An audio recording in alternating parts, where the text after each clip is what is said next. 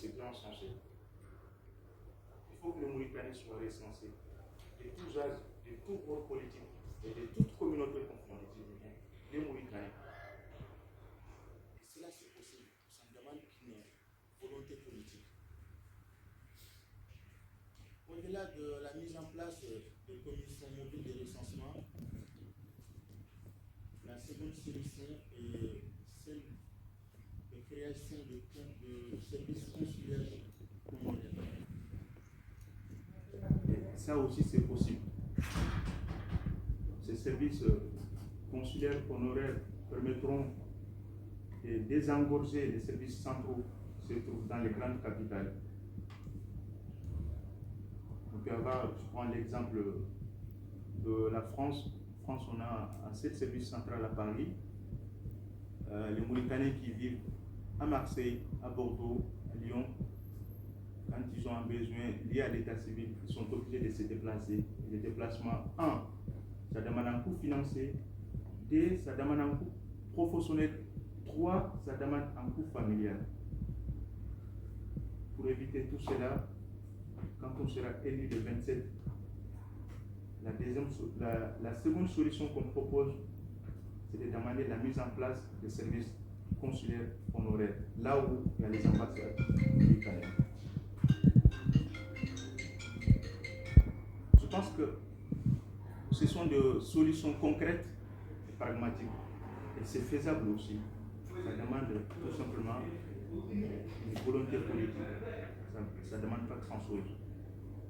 Et nous, sur cette première thématique, la question de recensement et la mise en place des bureaux de vote, c'est des questions qui nous tiennent à cœur. Je pense que les Mauritaniens, nos compatriotes,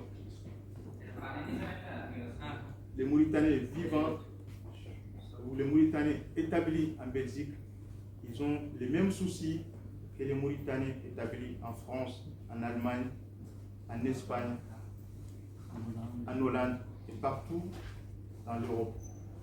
Donc, sur ces points, je crois que nous sommes tous d'accord sur cette première thématique qui est liée à l'état civil et au service consulaire. Je ne vais pas être trop long. Je pense que le but de notre déplacement aujourd'hui, c'est surtout de vous écouter, de vous entendre. Quels sont vos problèmes? Quels sont vos soucis? Quelles sont vos préoccupations? Comme je disais tantôt, je suis un pragmatique. Je ne suis pas venu ici pour vous promettre des paradis, mais tout simplement pour vous écouter. Pour vous écouter et pour échanger avec vous. Je pense que la politique demande cela aussi, c'est d'aller à la rencontre de nos populations, de nos compatriotes vivant partout en Europe. Et c'est ce que nous sommes en train de faire.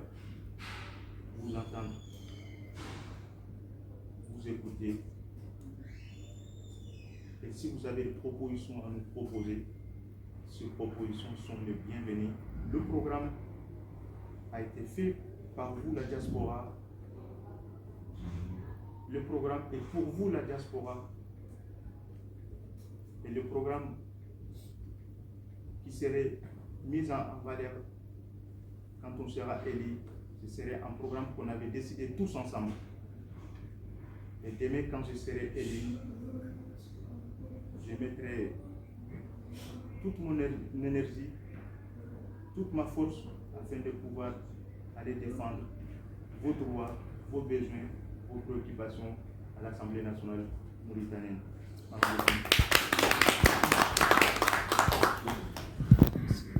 Maintenant, on va voir s'il y a des... Parce qu'il nous reste encore 20 minutes.